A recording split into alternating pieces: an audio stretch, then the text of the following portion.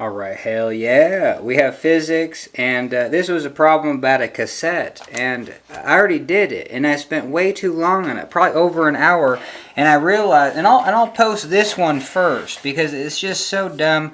I got to the point where everything made sense, and then I just went down a kind of a rabbit hole of the quadratic equation. So basically what this problem says is we want to know whenever we measure this side of the radius from the center to where the tape is, we want to know what the other side is doing. You know what I mean?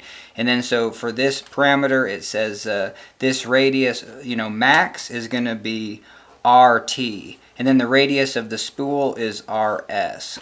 And so we're going to just do a little diagram and say if this is max, this is going to be the radius of the spool. And if that's max, then if this maxed out on this side, there's no tape on the other side. It's just the spool.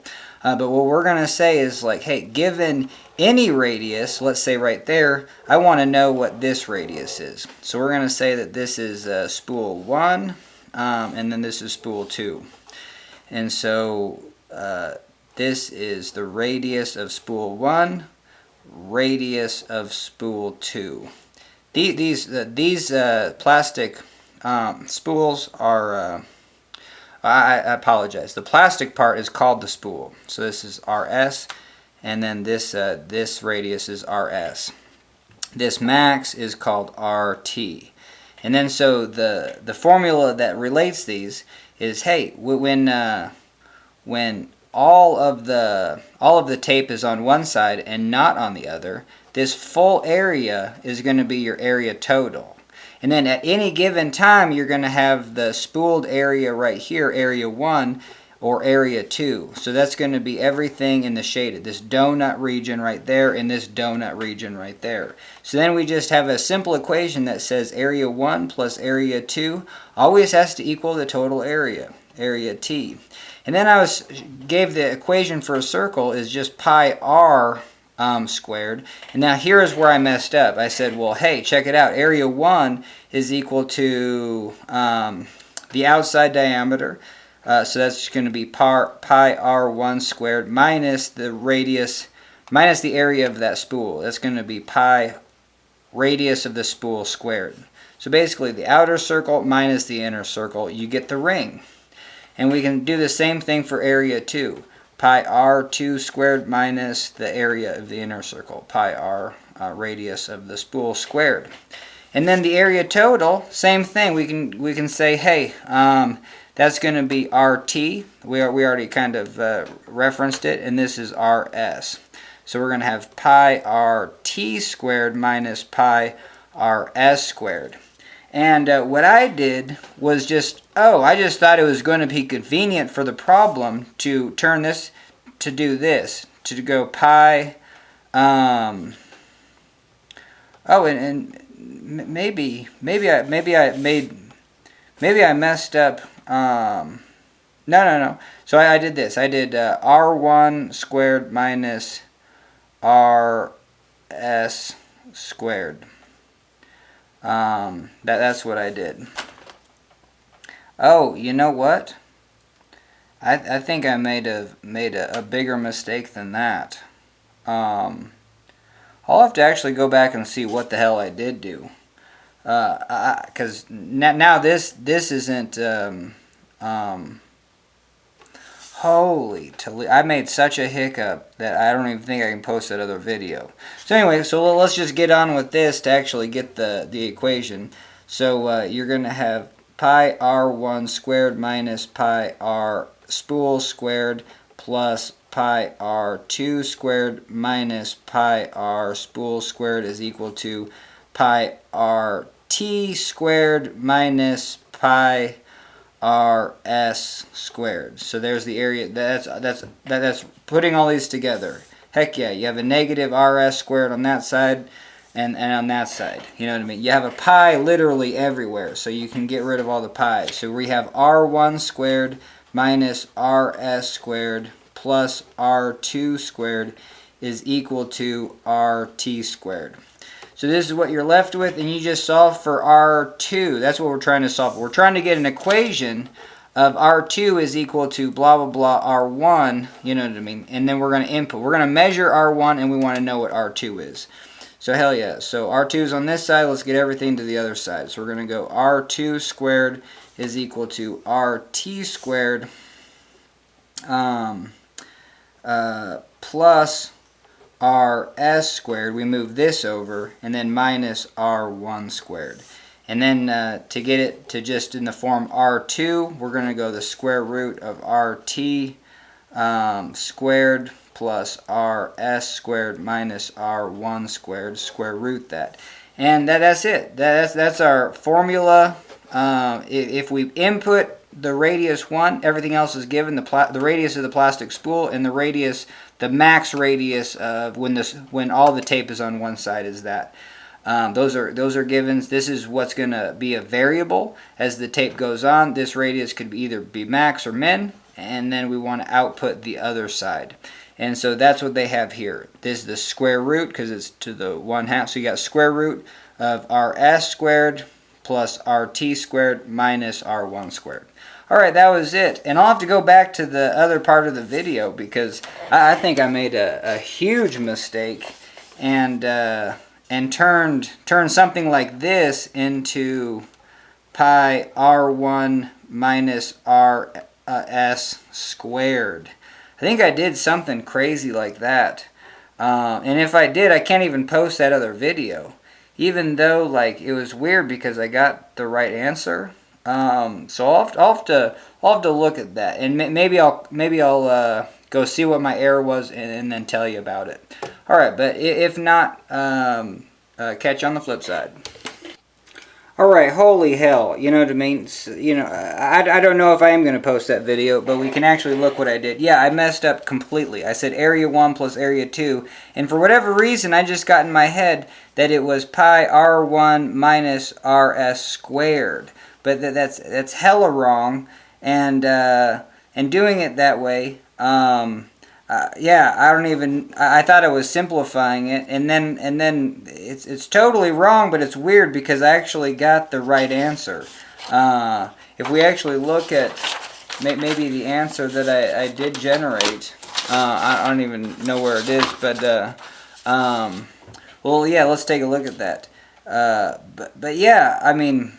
Okay, I'm going to pause and see if I can actually figure out the last equation that I got from that. Oh yeah, here it was. So this is what I got.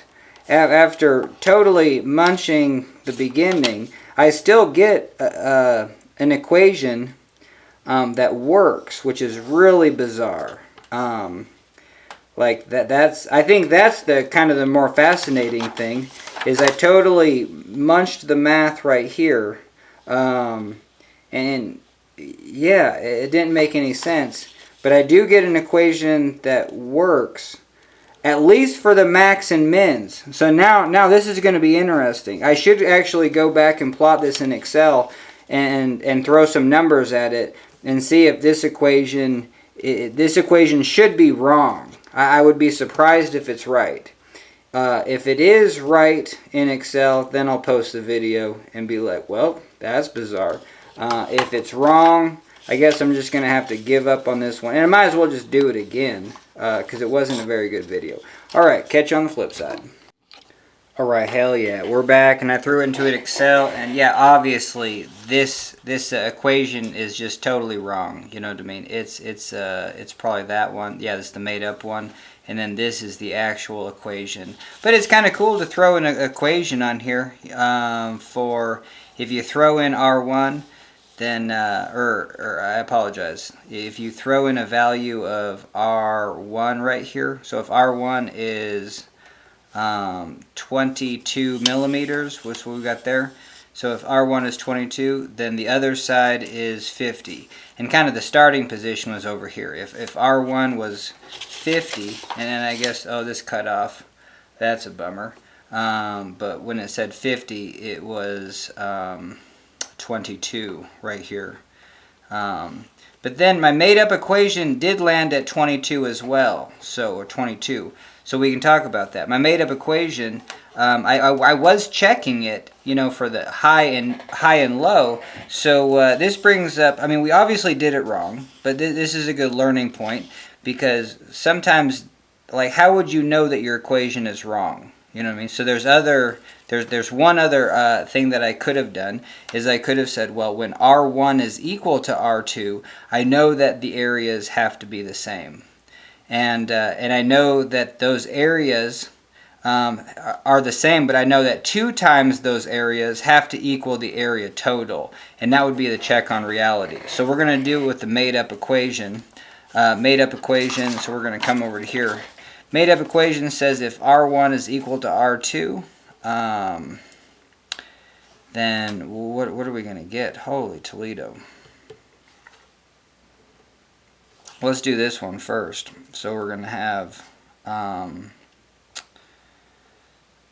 we would have R, so we're just going to call it R. So we're going to have R squared is equal to RS squared plus RT squared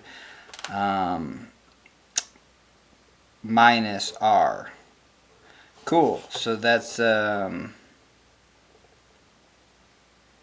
it doesn't give us, oh, bummer.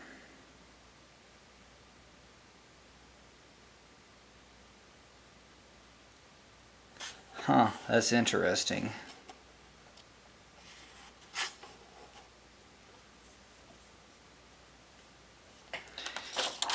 Man, yeah, because on here, we just see where R1 and R2. So here's the actual graph, and we're going to, so like right here, R1 is 38, and then R2 is 39, 39, and 30. So that's pretty close. So bigger, smaller, smaller, bigger. So somewhere right in there, probably when, well, let's just say R1 is, when they're both 39 millimeters.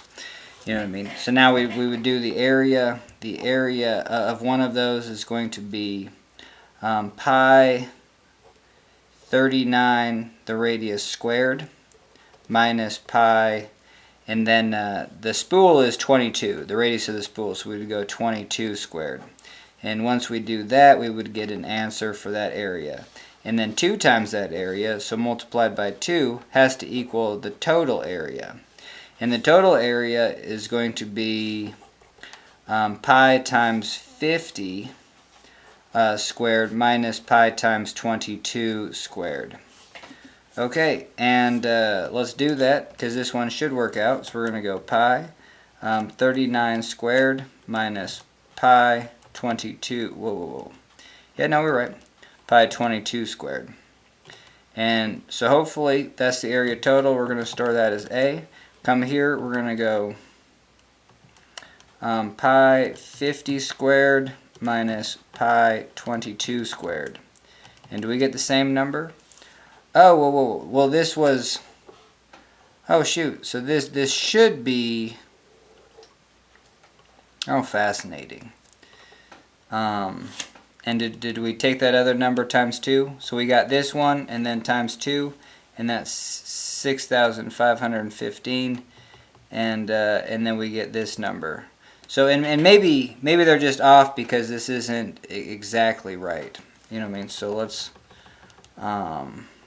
go to this one, and our radius is going to be maybe like 38.5. So we're going to go over here, 38.5, and times 2. Okay, and then the area of this, let's see what that was. That was this number. Okay, yeah. So they're about the same. But if we went over here with our graph, we would see that these meet up right around here when the radius is about 40. See, this is 41 and 42. This is 42 and 41. So you go. So 41.5. So this would say pi times 41.5 squared minus pi 22 squared is equal, and then double that is going to equal area total. So we're going to go pi times 41.5 squared minus pi times 22 squared, and times 2, and obviously that's way too big, you know what I mean, 7,780 millimeters squared compared to the actual area that we should be getting of 6,333 millimeters squared. So that just, obviously this one's high, and is nonsensical because we made an error on that. But it was kind of interesting because we thought we were dealing with a brute of a quadratic equation, and so we decided to figure out how to solve a brute of an equation, and we did. We just started off with a huge mistake right off the bat. So hell yeah, let's put this video together. You can watch it. There is some things to learn from it. This was a new problem for me. Physics problems are really hard for me because it's just like I don't work with them all the time, and I just have to go snail pace to figure out what I want to learn and how I'm going to tackle it. You know what I mean? I don't want the tricks right off the bat. I want to use my basis of physics knowledge and then throw that at it. So that's what we do. So if you want to watch the rest of the video, go for it. And hell yeah, thanks for joining me. Alright, hell yeah. So we have physics, and we have a problem about a cassette. And this was from a subscriber. He's like, hey, can you kind of solve this problem for me? And honestly, I don't know if I'm solving the exact one that he's talking about, but this one gets us pretty close because it's more complicated than the simple. There's no numbers, and we're kind of deriving. Basically, hey, look at that. This one has a huge radius, and if we start from the center right here of this cassette, the plastic part kind of doesn't count. But the tape has a radius from, the plastic part has a radius all the way to this fully outer radius. Okay, and now this one, it's kind of empty on this side, just has a radius of whatever the plastic spool is. So in this problem, they're going to say that the radius of the plastic spool is just RS. Cool. And then they're going to say when the tape's on one side completely, and then you have spool 1 and 2. So we're going to say, you know what I mean? So we're going to draw this. So there you go. Here's 1, and then here's 2. So this is just the plastic part, and this is the plastic part, and then maxed out. And they're going to say that when it's maxed out, this is called RT. So RT is when R1 is maxed out. Sometimes I like to do subscripts like that. Okay, so now what we're going to do is...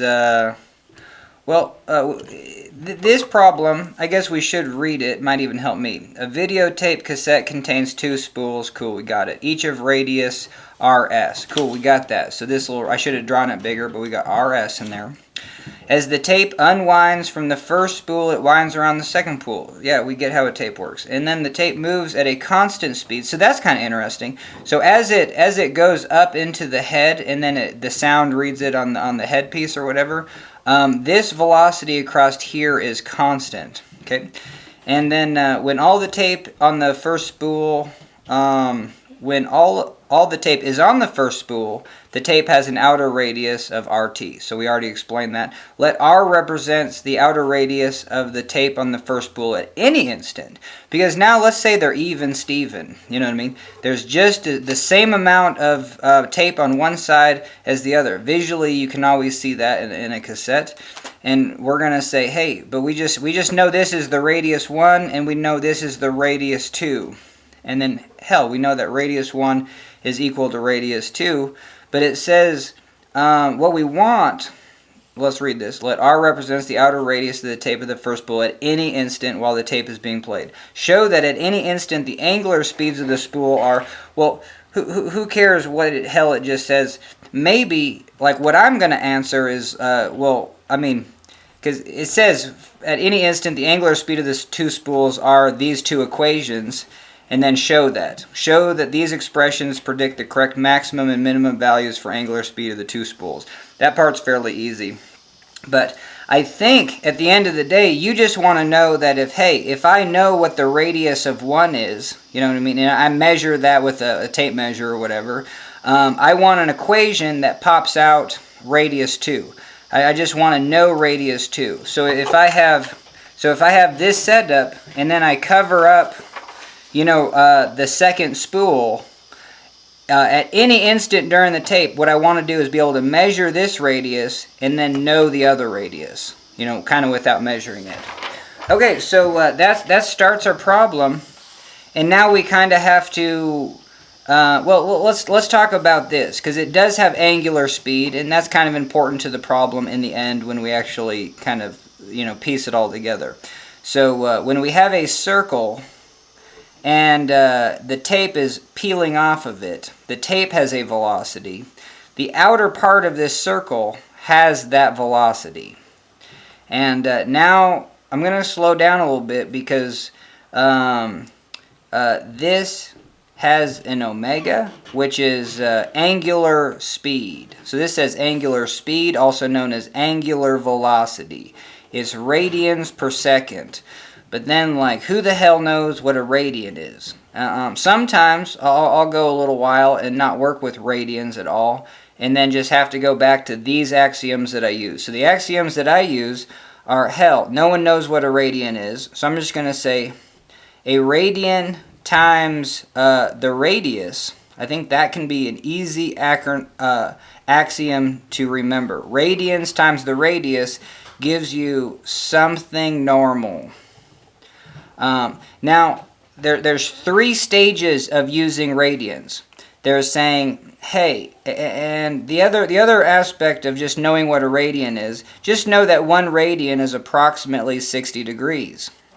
It's not. It's 57.3 degrees. But if you have, how many 60 degrees is in a full 360 degree circle? Well, you're going to have 6 of these 60 degrees. But now how many, and if 1 radian is about 60 degrees, you're going to have about 6 radians in a circle. So 6 radians for a 360 degree circle. Alright, hell yeah. Alright, hell yeah. This is a good strategy. Anytime I get winded, might as well take a little break, come back to it. Because, I just get on so many different tangents. But yeah, radius times radius is something normal. What the hell is that something normal? That's arc length.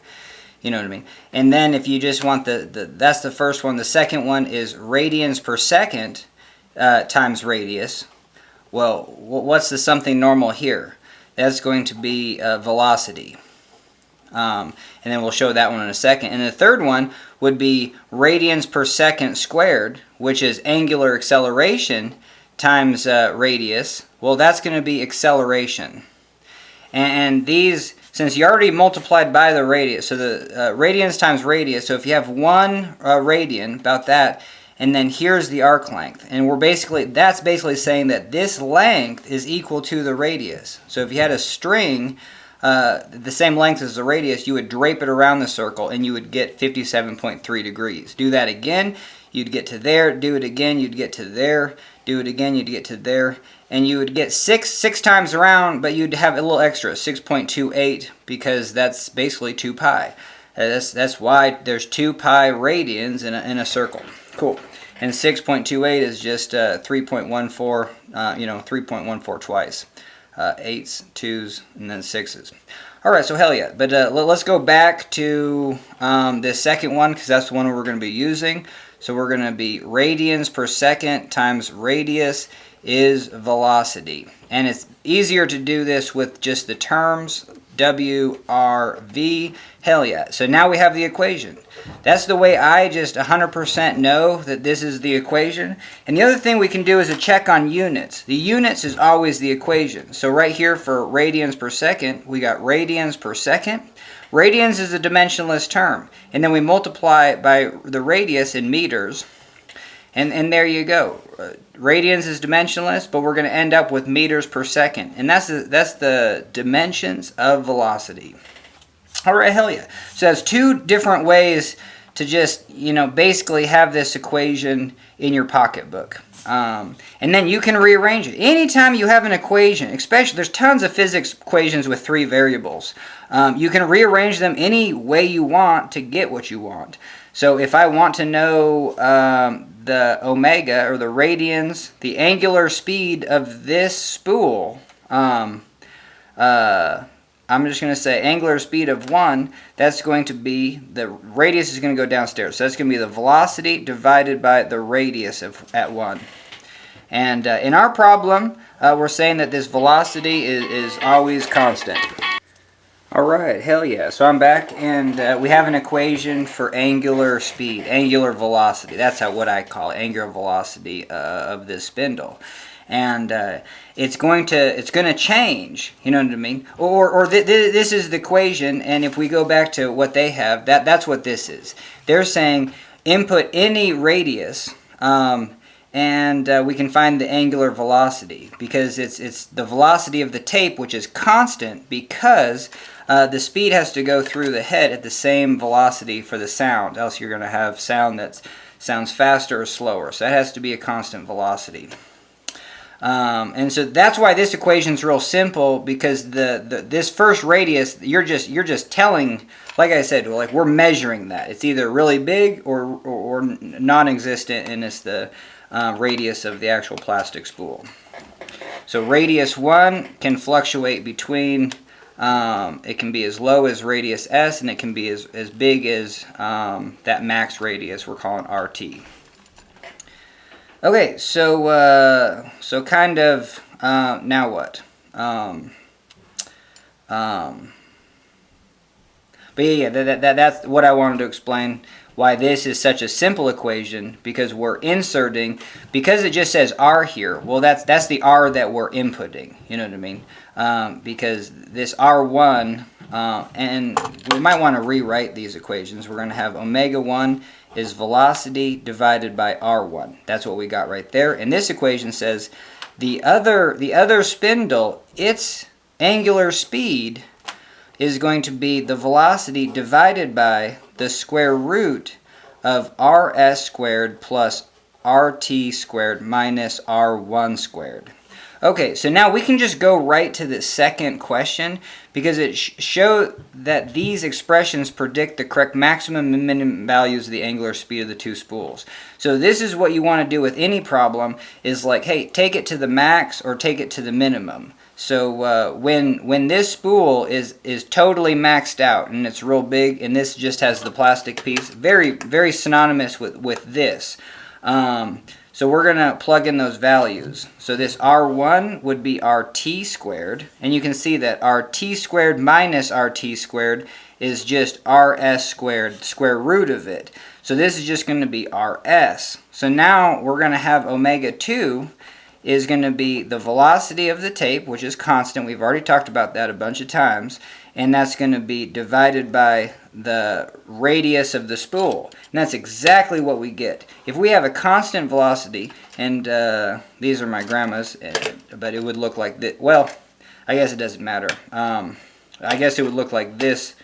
However you're looking, I'm just going to look at it like this. It makes sense to me, even though it's kind of upside down. But if this is my first spool, it's going to go through the head and then back down and start winding the spool. But that velocity is going to be the same, so this is going to move real slow, and then this is going to move real fast.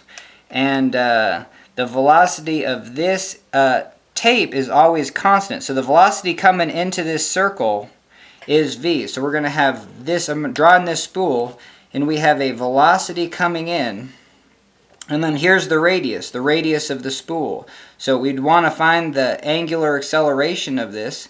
Well, do our equation, and I always say, hey, radians times radius is velocity. Radians times radius is at something normal, so I'm going to go omega RV, and now I'm going to say, well, what am I trying to find? I'm trying to find omega, so I'm going to rearrange this equation, bring the r downstairs, and I'm going to get v over r. So we're going to get v, that's the velocity coming in, and then rs. And that's exactly what we get when we throw into this equation that the max R1. So now what we can do is take the same equation, and for our radius 1, we can say, hey, oh, look now. Look, this is our radius 1, and it's the radius of the spool. So right here, we're going to throw in rs squared. So we're going to have rs squared minus rs squared. And those two are going to cancel. And now we're just going to have RT squared. Square root that, we're just going to have RT. So there you go. We're going to have velocity over RT.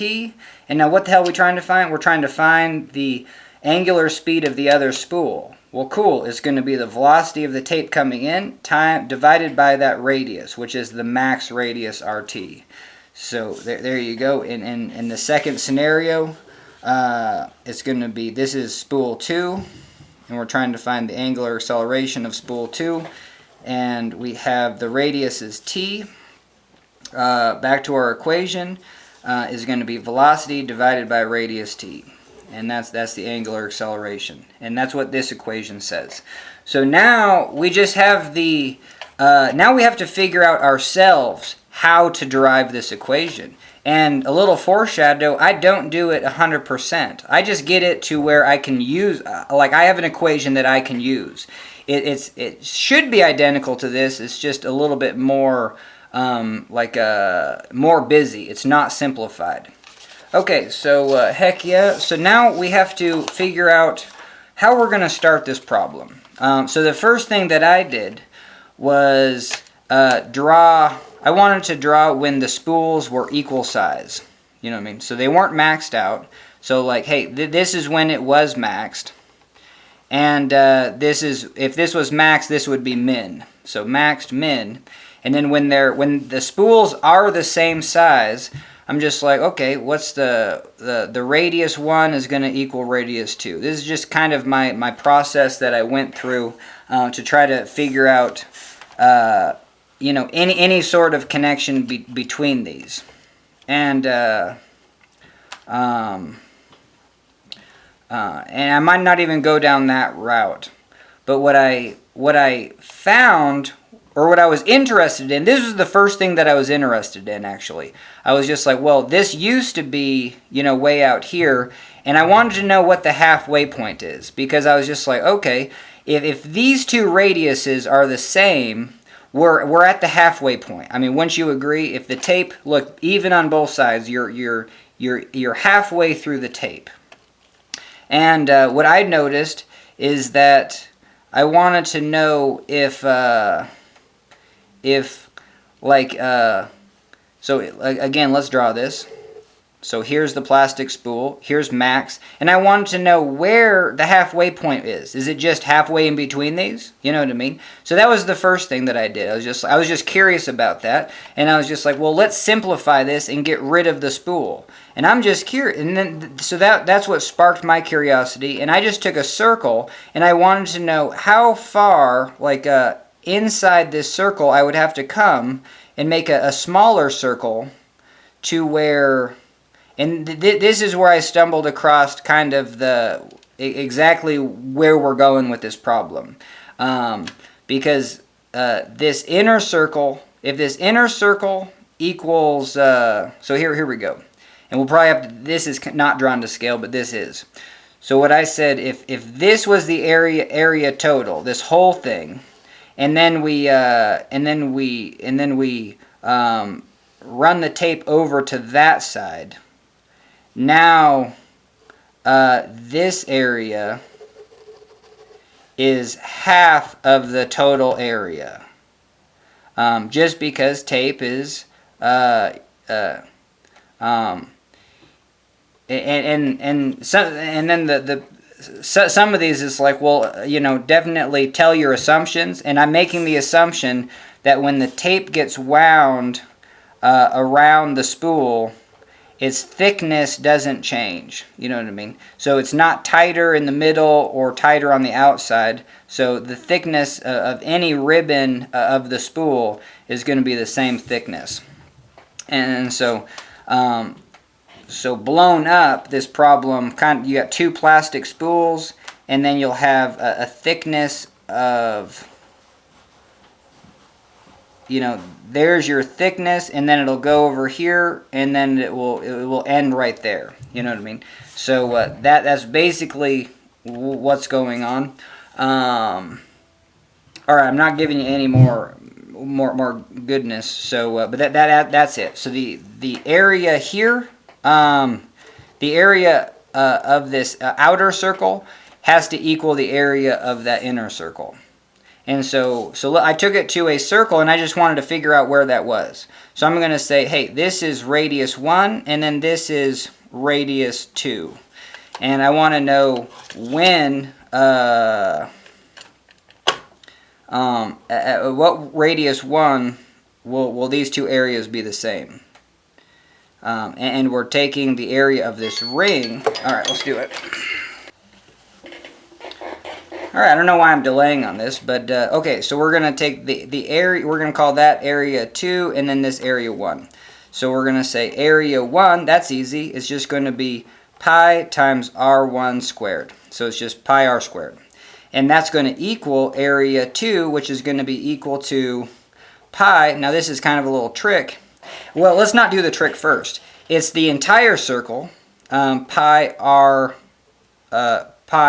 radius, the second radius squared, minus pi r1 squared. So that's take the area of the outside of the full thing and then minus this inner circle. And once you get kind of good, you can just easily see that's pi r2 squared minus r1 squared. So now we have these two things being equal to each other. So we can go pi r1 squared is equal to pi r2 squared minus r1 squared. We can get rid of the pi, and we can see, bring the r1 to the other side, so we're going to have 2r1 squared is equal to r2 squared, and we can show that r1 squared is equal to 1/2 r2 squared. And we can show that radius 1 is equal to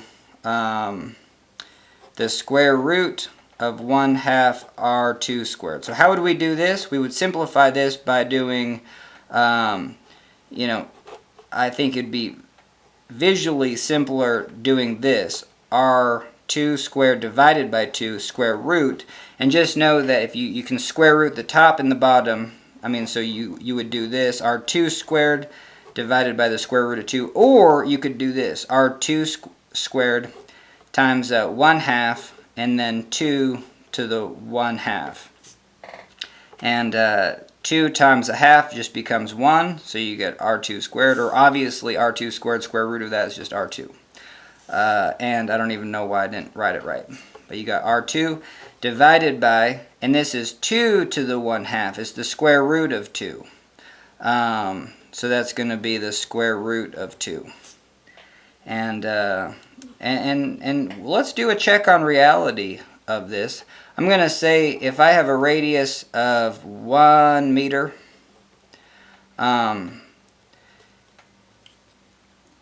yep, and I want to know what's halfway.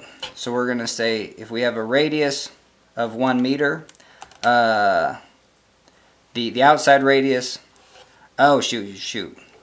I guess if we have a, well, and we can also say that radius 2 is equal to the square root of 2 radius 1. So yeah, so right here, if we have a circle with an outside radius of 1 meter, that's going to be r2 is equal to 1 meter. What's the inside radius? So we'll go, that's just going to be outside radius. Oh, no, we were right. Yeah, if we have a circle with an outside radius of 1 meter divided by the square root of 2, that's going to be 1 divided by the square root of 2. You should know that's 0.707. That's sine 45 or cosine 45. So it's 0.707, and let's store that as alpha r. And I just need to check because, yeah, hopefully that makes sense. So we're gonna do pi r squared, and that's r. So we're gonna go pi alpha r squared. Okay, area of 1.57 for this inside, and the area of this shell is going to be pi 1 minus alpha r squared. And no, that where did I run into a hiccup here? Let's see.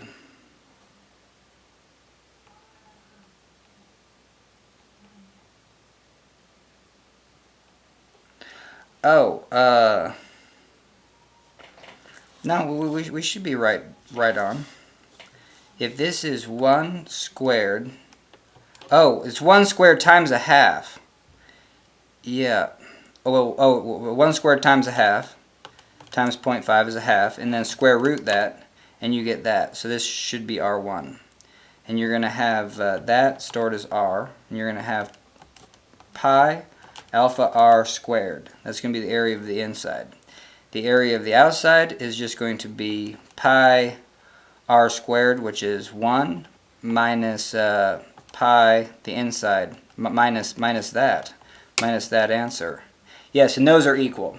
So why didn't this equation work the first time? So we have pi alpha r squared is going to, that's that, and it should be equal to this. Pi, this was 1 squared, that's just 1, minus alpha r. I probably didn't square the alpha r. That was probably the deal. Yeah, that's what I didn't do. I didn't square this alpha r, and I just got a crap answer. No, I don't know where I made a mistake, but there you go. So those two areas are equal, and then now we found a relationship between R1 and R2. You know what I mean? So we would be done had this problem have no plastic spool. If this cassette doesn't have the plastic spool in the middle, we know that, you know, given, and again, we had to have some basis of this problem. We're going to say, hey, I'm going to measure R1 visually, and I want to know what R2 is without looking. And if I know R2, I can figure out the speed of R2, because angular radians per second times radius is velocity, so radians of the angular velocity of the second one is velocity divided by the radius. And if I know that radius 2, then I know the velocity is constant, and I know that other angular acceleration. That's the whole problem, is like, hey, find the angular acceleration of the other side. Okay, so now comes where we throw it all together. We have enough basics to and axioms to just throw it at it and then get our answer. And it's I mean, I didn't get a very straightforward answer, but it's at least accurate. So what I'm going to do is say that, kind of draw the bigger full max and then min, and then we're going to draw just at some radius. So there you go. And then when this is at some radius, this is, I should have drawn this bigger, but that's all right. Let's just, there you go. So when this is R1, this is R2, and then so this has all the tape is surrounded in this ring. The plastic doesn't have any tape, you know what I mean? So the area of this ring, we're going to say area 1, and then the area of this ring, area 2. And we're gonna say area 1 plus area 2 is the total area of the ring. And if we set it up with in the initial position where it's just the plastic RS, and this is RT, then this whole thing is the area total. So that's what we're going to do. Our equation is going to be A1 plus A2 is equal to the area total. And I might write it area total is equal to A1 plus A2. We'll see which one I want to do first. Hell, let's just write it like this. So what's the area of 1? Well, it's going to be the full circle minus the plastic circle. So we're going to say that's going to be pi radius 1 minus the radius s. So the radius of the spool is called radius s. Sorry, my handwriting's sloppy and small for that circle. Okay, so that's the area of the first circle. That's squared though. You know what I mean? It's area for a circle is pi r squared. That's basically the equation we're using. I'm glad I didn't forget about that one. Let's go plus the area of this circle, and we're going to go pi r2 minus r s. Yeah. So it's this full circle minus the inner circle. And if you don't see what I'm doing there, it's pi r2 squared minus pi rs squared. This is the area of the spool, area of the full circle of spooled of tape. And this is the area of the plastic spool in the middle. Alright, so perfect. And then we just move on. Area total is just the pi times the radius. Well, it's a radius t. That's going to be max. That's what they say for the problem. Alright, hell yeah. Let's make a good push for this one. So we have that radius max minus the radius of the spool squared. Cool, so here's our equation. Now it's kind of a fun thing to do because we get to figure out how to, so we're going to, this first one, r1 minus rs, and it's squared, so we're just going to do it twice. And I'm going to show you the technique that I've currently been using. It just makes my life a whole lot easier. Whenever I see this squared, I know I'm instantly going to get an r1 squared plus rs squared. And let's talk about that. How did I do that so fast? Well, obviously r1 times r1 is r1 squared. And then negative rs times negative rs is plus rs squared. So I know whether I have a negative here, anytime I'm squaring the same thing, these either both negatives or they're both positives. It doesn't matter. When you square these two terms, it's always just positive and then that term twice. Cool. And so that's why I do those two first. And then I go, if there is a negative here, well, yeah, it's going to be a negative and then 2, this term times that term. You know what I mean? R1, RS. So that's what I'm going to do right here.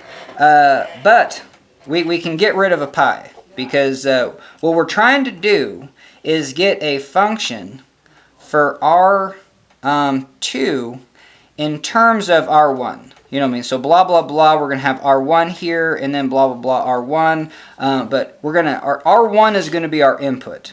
Because after I foil this through, or even right now, we have kind of two unknowns. You know, the radius of the spool, that's known. The radius of the tape, we're already measuring that. That's going to be a known factor. But now we're going to have this equation. It's just one equation, and it has two unknowns, radius 1 and radius 2. But what we're going to be using it for is a ratio, or I guess more. I guess what I'm going to say is that we're going to know radius 1. We're going to measure that with a ruler. So again, going back to our problem, we're going to measure radius 1 with a ruler, and we want an equation for what radius 2 is. That's kind of what we're getting at. That's the meaning of this, relating area 1, area 2, and compared to the total area. All right, so let's use those tricks. So we're going to go r1 squared plus rs squared minus 2r1rs. See how fast you can do that? So now we're going to go plus r2 squared plus rs squared minus 2r2rs. And I don't even care what term comes first or second. We can always rearrange these two terms later. That's going to equal rt squared plus rs squared minus 2rtrs. Cool. Now, do we have anything on one side and the other? So we have an rs over here and an rs over there. We'd have another rs right here, but we're going to be okay for a moment. Okay, now this thing's a beast, but we can still, this is how I did it, you know what I mean? It's kind of a monster, and you could run into a lot of errors. But what we're going to do is, again, what are we trying to find? We're trying to find the radius 2 in terms of radius 1. So we're trying to solve for radius 2. it would be like if we have y is equal to ax squared plus bx plus c. We're trying to solve for this, or maybe, is that a bad example? And then in this case, if we do have a quadratic, if we set all this stuff jazz equal to 0, what we're going to do is use the quadratic to solve for x. We're going to do negative b plus or minus the square root of b squared minus 4ac divided by 2a. And this will give us that x term. So that's what we want to find. And the x term, in general, we want to find what R2 is. We want an equation that's just R2 is equal to blah, blah, blah. We don't want R2 squared plus a constant squared is equal to something. That's not helpful. We want to just get it just in terms of R2. And that's what the quadratic equation does, especially when you see that, where's my R2s? There's an R2 and there's an R2. So we have an R2 squared, and then we also have an R2. So that's exactly like having an x squared, and then we have an x. And then we just have a lot of other stuff that's a constant. Like all this stuff has no R2s in it, so it's all a constant. So what we're going to do is get this to one side of the equation. This R2 squared is already on one side, so we're going to go R2 squared minus, now I'm going to rearrange this. I'm going to go negative 2RS, because this component, like there's a 1 right here, a mysterious 1. So when we do go to Pythagorean's theorem, hey, A is 1, B is negative 2RS. So we have R2, so that's what we did there. So this is our A term, this is our B term. Well, guess what? Everything else is the C term. You just got to make sure to get it on one side of the equation. And so let's do that. So we're going to have... well, let's just do this. Plus R1 squared plus RS squared minus 2R1RS. And then we're going to do plus, we're going to bring this over, plus 2RTRS. Got to get more light. All right, hell yeah. Okay, so, and then we got to bring this over. So minus RT squared. So even just right there, we could have made errors. So we have the R2. This is a function of R2. And then everything else, R1, RS, minus, and then plus, and then minus. Cool, we did it. And then this is our function of A. So now when we do our quadratic, we're going to go x is equal to, and I'll just write it here, x is equal to negative b plus or minus the square root of b squared minus 4ac. You know what I mean? But this is just where you're not going to want to do this, because like how many mistakes could you make? But we'll take it easy. And we've already said that a is 1, b is negative 2 rs, and then see, I already kind of made a mistake. This is c. C is that constant. Sorry, I called it a for a little while. Okay, so now let's do it. So we're going to have negative b. So that's going to be 2rs. See how negative of a negative 2rs is just going to be positive 2rs. Okay, now we're going to do plus or minus the square root. B squared, that's going to be 4rs squared. That's that squared. This term squared plus times that term squared. Got it? Minus 4ac. Well, 4 times 1 is just 4. You know what I mean? So this a is just 1. So we have 4 times c. So we're going to take this and multiply it by 4. So now we're going to have, and we're going to have to minus all this jazz. So this is going to be minus, minus, plus, minus, minus, plus.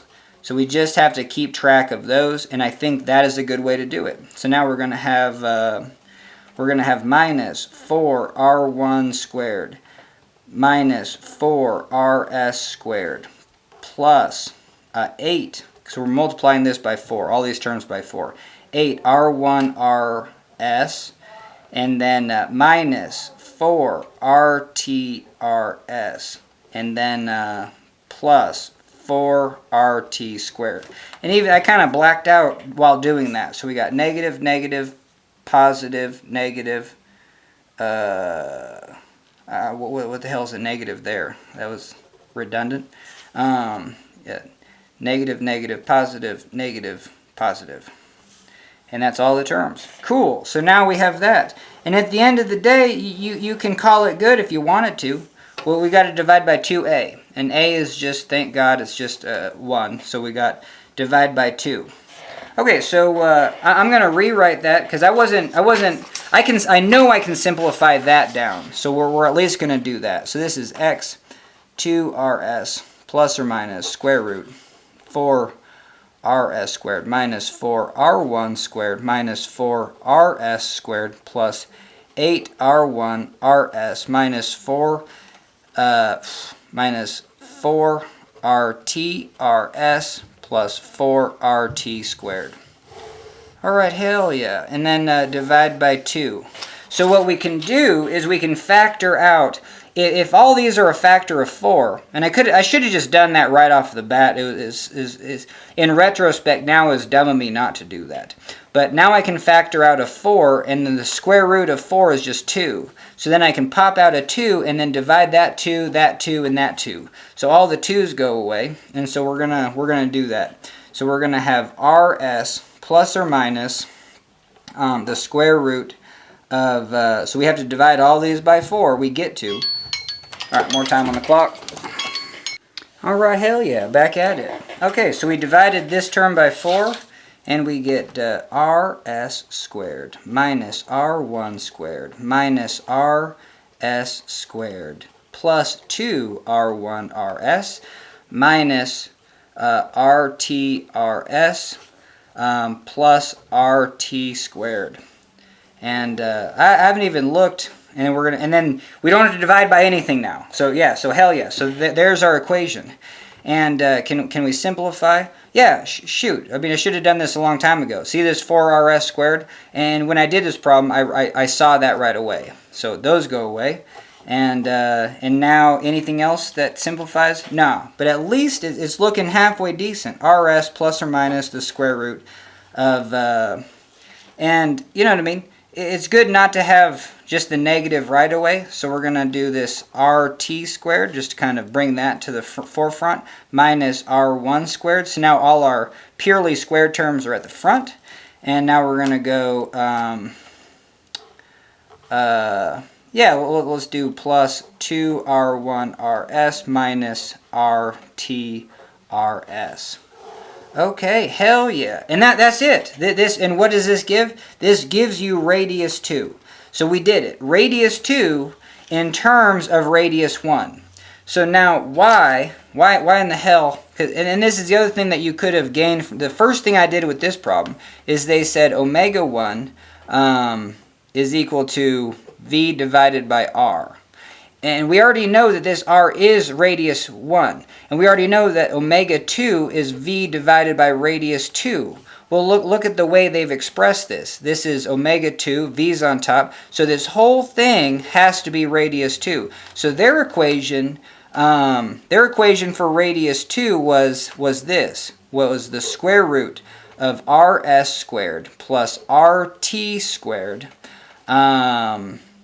minus r1 squared, square root of that. Cool, that's a real cool, simple equation. Now here's r's. You know, at the end of the day, I'm sure I'm missing something that just really simplifies it down to that. And I even kind of, in my back pocket book, kind of know. So there's the rt squared term, there's the negative 1 rt, and then, so this, all this combined is rs squared. You know what I mean? So that's basically what, whoa. I apologize, because we also have this rs term on the outside. You know what I mean? So, yeah. So we found the terms in there, and then all this other jazz. So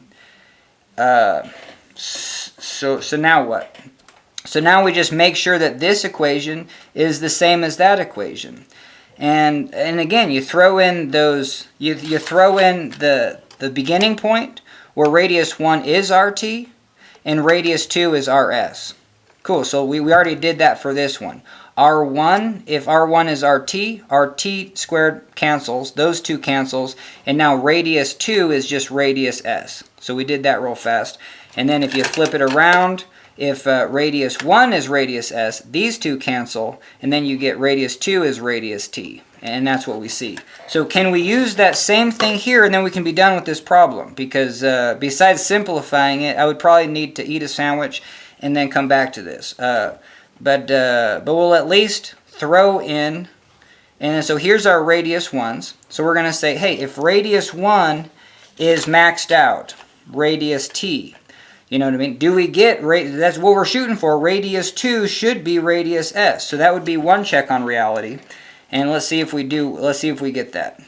So we're gonna have, we'll just do it. So radius 2 is equal to radius s plus or minus the square root of radius t squared minus, so we're gonna throw in radius t squared for radius 1 plus 2 radius t, radius 1 is maxed out, radius s minus radius t radius s. So cool, we have 2 radius t minus 1 radius t s's. That's going to give us radius t radius s.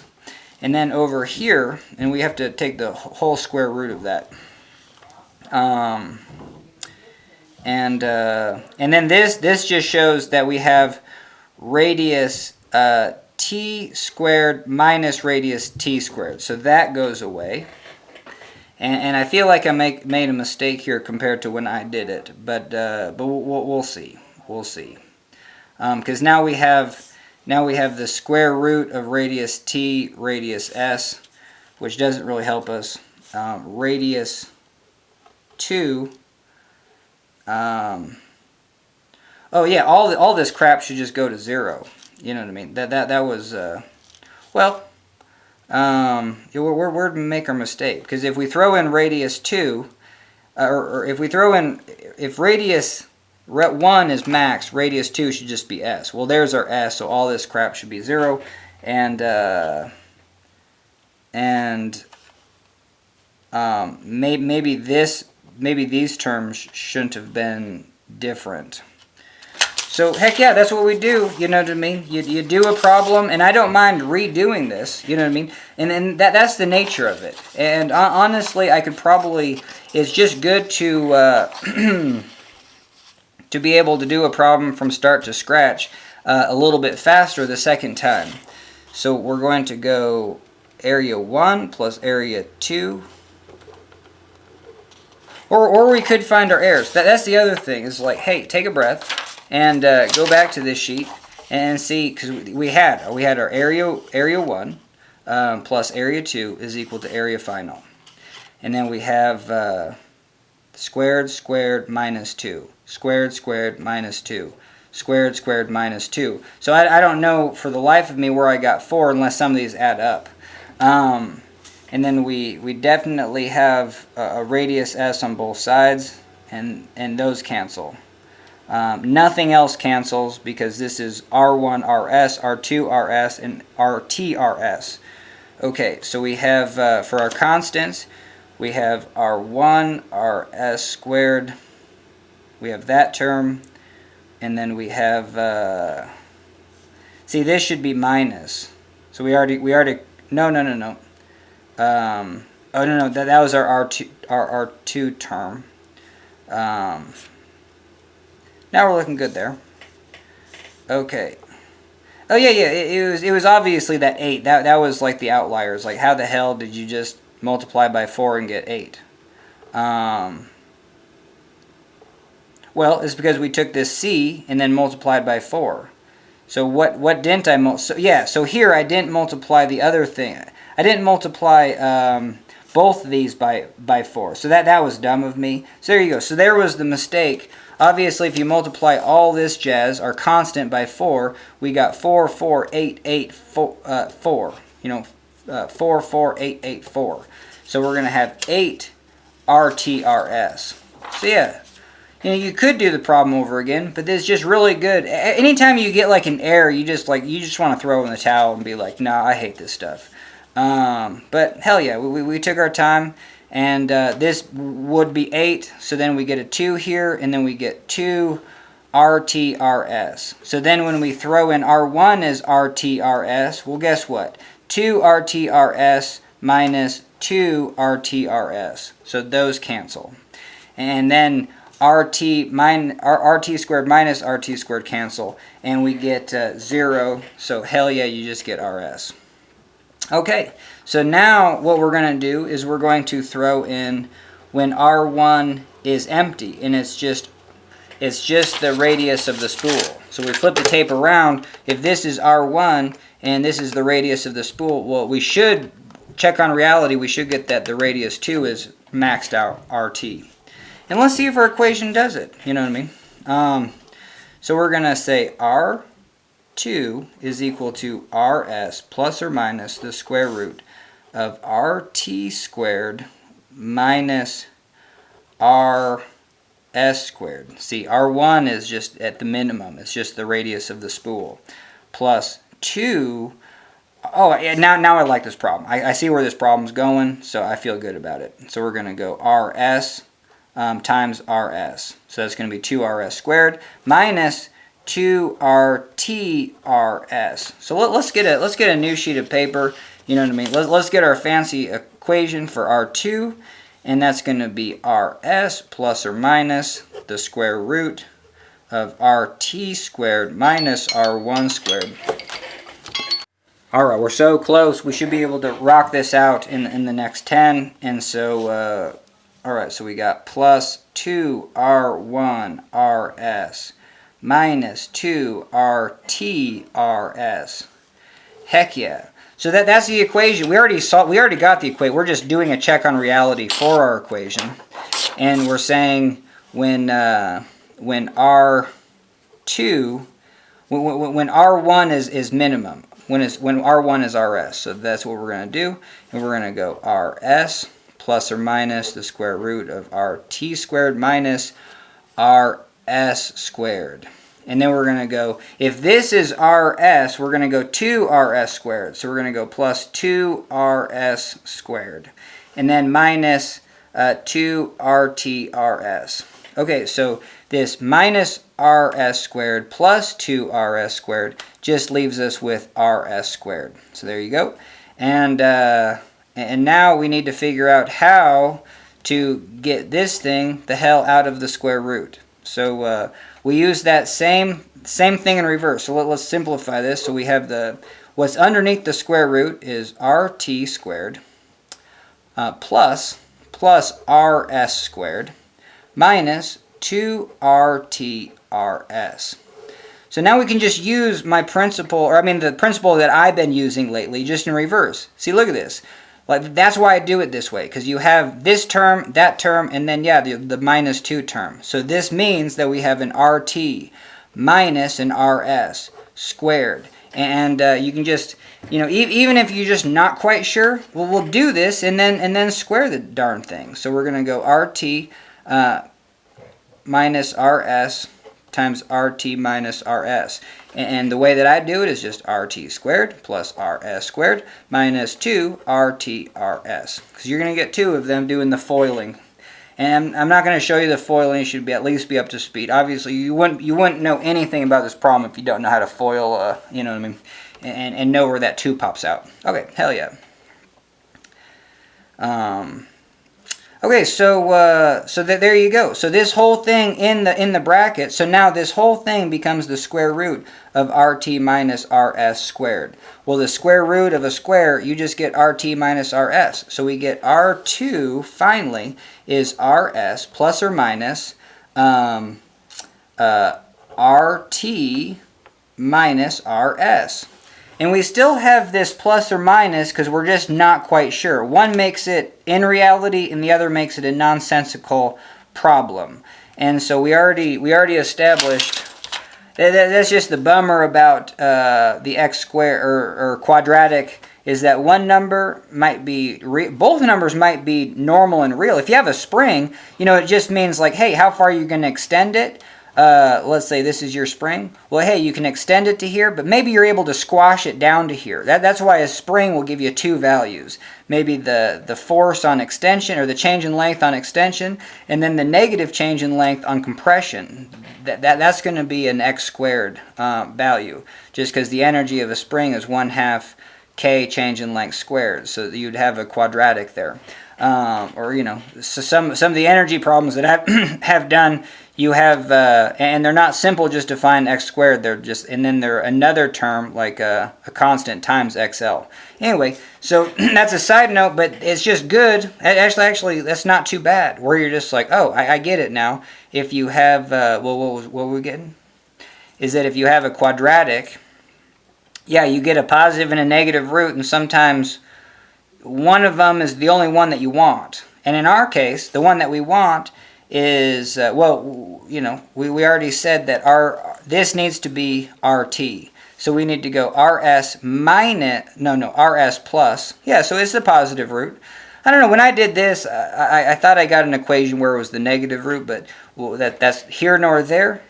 So we get to use the positive root for this equation. Hell yeah. And so we're going to do R2 is RS plus RT minus RS. These cancel, and you got radius 2 is equal to RT.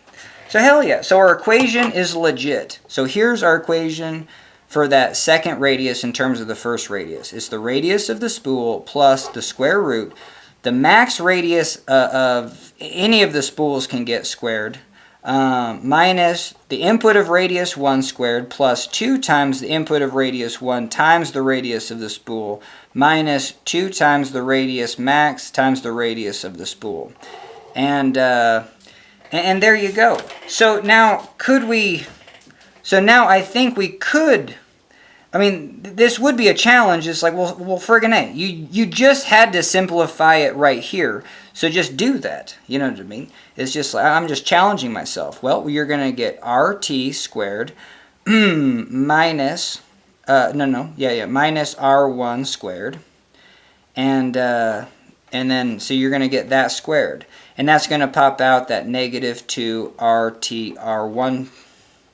I apologize. These aren't squared at all. So we have RT minus R1, that whole thing squared. And then you're going to pop out, well, you're going to pop out this term, which isn't, you know, it's not quite exactly, so let's do that. So if you do pop out this term, is that helpful at all? See, now I'm losing my brain, but because we don't have either of those terms.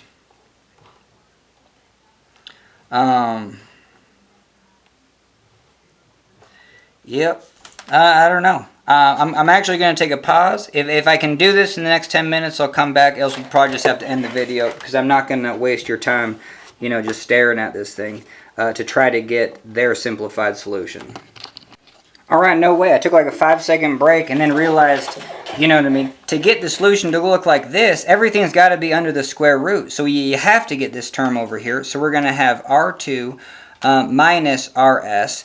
And then to get to break the square root, you're going to have this squared, and then that's going to equal everything in here. And we've already established that the crap in here, whoa. Let's hold up. Let's do this one first, because this one's going to be R2 squared plus RS squared minus 2 R2 RS. And then we were trying to say, you know what I mean, this was, we were trying to get this thing down to, can we even just get rid of stuff now? I mean, once we did that, now we have just equal to this side of the equation. And now let's see if anything is similar. Nothing. We have an R2 RS. Yeah, that's what I figured. It's all right. But so now when we well, yeah, maybe that didn't do anything.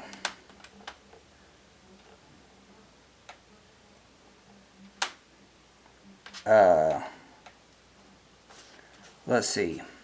Oh, but we said we could combine these into, oh, maybe we don't want to do that. You know, let's write it out. RT squared minus R1 squared plus 2R1R. I thought I was on the right track, and then I wasn't, and now I think I'm on the right track again. Because obviously combining these two terms was garbage. It didn't match with any of the other terms. So we don't have to combine those two terms. We can combine whatever we want. And we might want to combine, see how this is RT, RS? Well, if we combined RS and RT, we'll get that. So we're going to bring this RS to the other side. So we're going to, and maybe we should do that in a side, if you can see that in a side tangent, we can just do that. Bring this RS over here. We're going to have RT, we're going to have RT squared minus RS squared. And we know that that is going to be RT minus, or look at this. RT minus RS squared is going to be RT squared plus RS. Oh, no, it's a plus. Dang it. So RT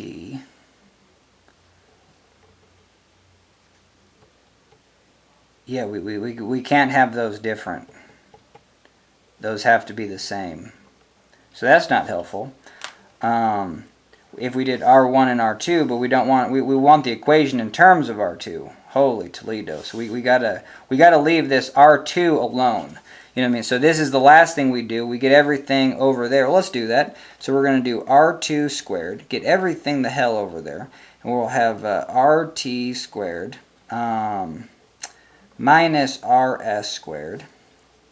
And now maybe minus R1 squared. And then maybe plus 2R1 RS. And then we'll probably add this one. Oh, this is in terms of, yeah, that was not helpful at all. Like, obviously, we just broke up this R2, which was, I thought that was like a good thing to do. But no, that was stupid. Because we definitely want this in terms of our R2. So yeah, I don't know how to break this out of there. That's really tricky. Or, we just know that if we get this in terms of R2, we have to, you know what I mean? This is going to be R2 plus RS squared, and then you're going to have a term. Well, if it was plus, you're going to have a term that's 2RS R2RS. That was that term, but there's no other term with the 2 and an S. So I just don't think you can do that. So fundamentally, this might be, you know, where I have to call it. And again, I thought I was going to take a break. I thought I came up with something good, but no, that was kind of a dead end. But it's like, who cares? We solved the problem. We got an equation. It's not as simplified.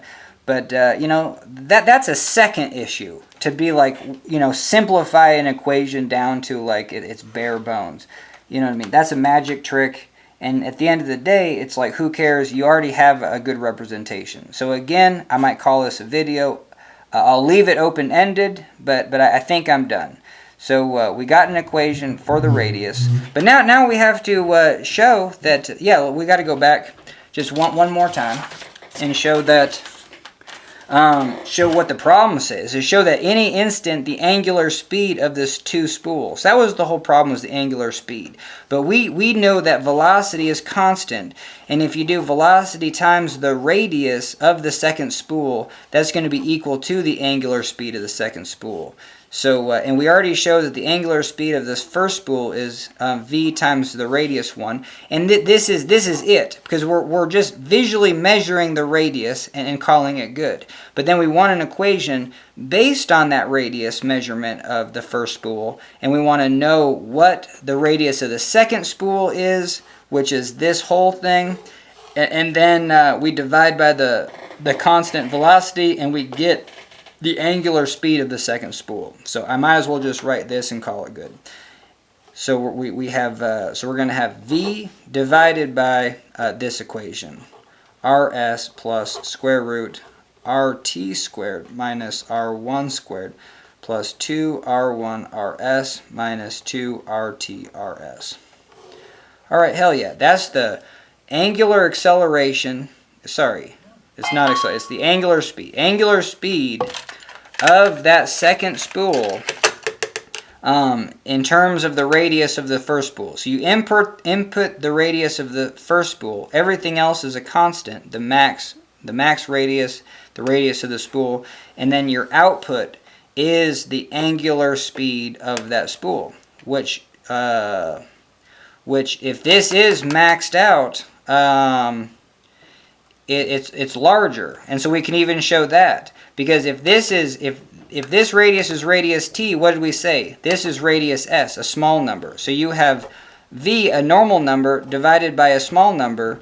Your angular speed of this is a big number. And then when it's opposite, when this is small and this is packed full of cassette, we're going to have velocity, small number, divided by, well, this becomes a big number. And a normal number divided by a big number. So now our angular speed is a small number. So there you go. That's a good representation of how, in this configuration, when we turned it on, this is hella fast, and then once all the spools over there, this thing is going real slow, and this is hella fast. Alright, that's it. And besides simplifying this, I think I'm done with this video. So thanks for joining me, and that's a video. Alright, hell yeah, this is such an addendum, but I think I got another strategy. If I strike out, you know what I mean, you won't see this. But if you see it, we struck in, you know what I mean. So this is what we're trying, this was the radius of that second spool that we were trying to find, simplify it. So I was just like, well, I need this over on this side. Nothing else has R2 in it. And I need to somehow get this inside the square root, you know what I mean, because it's right there. So then I was just like, oh, well, why don't I just square both sides, you know what I mean, and then see if things come out in the wash. So we're going to do that. We're going to go R2 squared, and if we square both sides, I mean, we're essentially saying that we have RS plus the square root, and now I'm just going to, you know, some variable A, you know what I mean. So there you go, and we're going to square that. So at the end of the day, we're going to have RS squared plus A, and then plus 2 times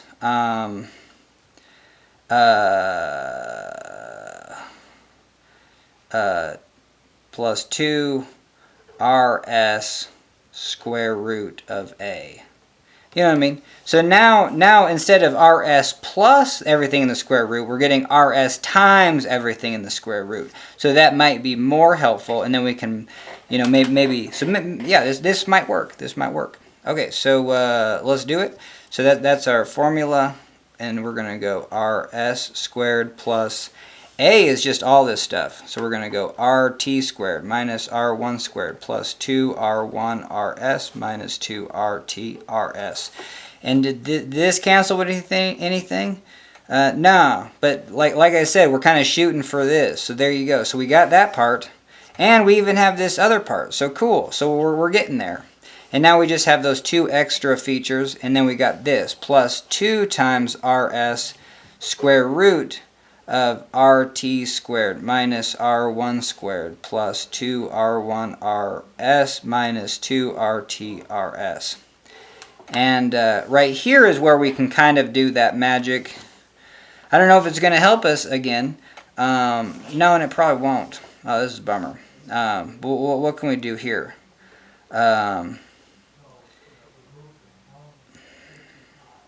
Anything. Can we do anything?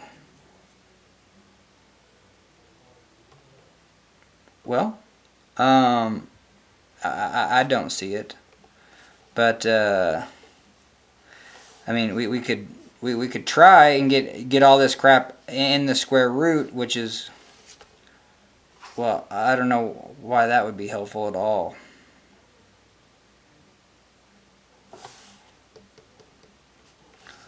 Well, aren't we trying to, holy Toledo, I don't know what we're trying to do.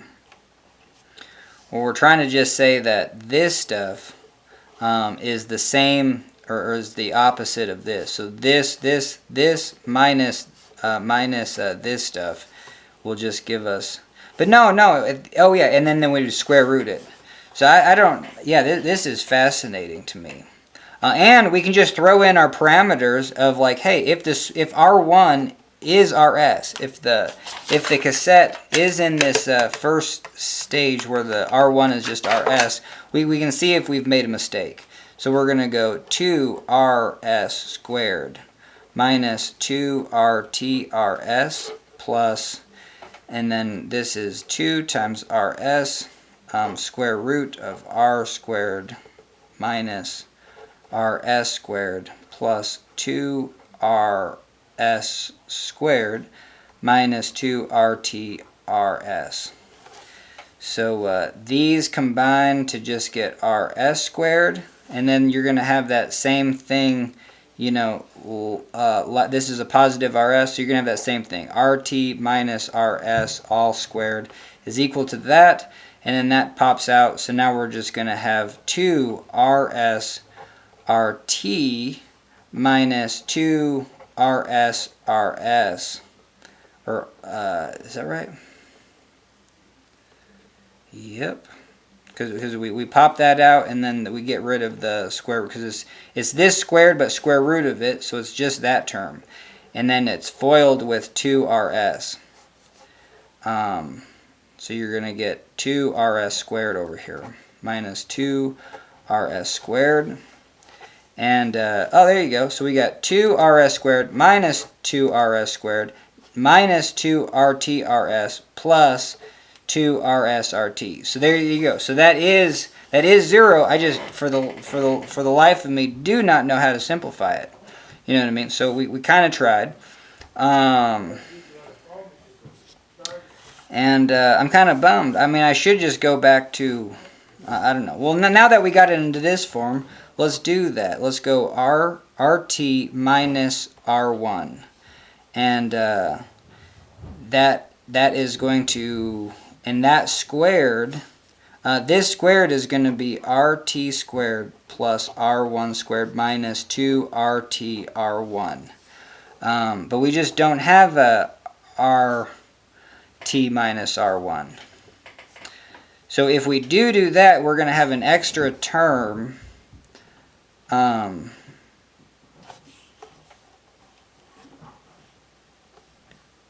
Oh, let's see.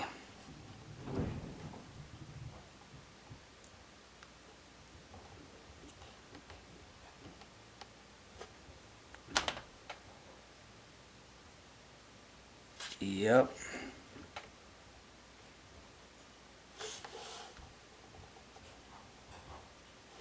And then let's FOIL that through. So if we FOIL this through, is going to be a 4 and then rs squared. So we're going to get 4 rs squared rt squared minus 4 rs r1 squared plus 8 r1 rs squared minus 8 rs squared. So there's an rs squared, and an rs squared.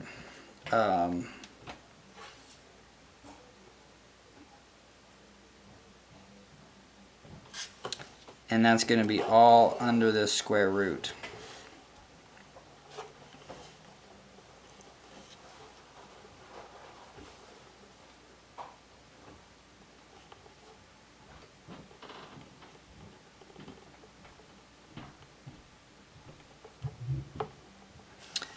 Bummer.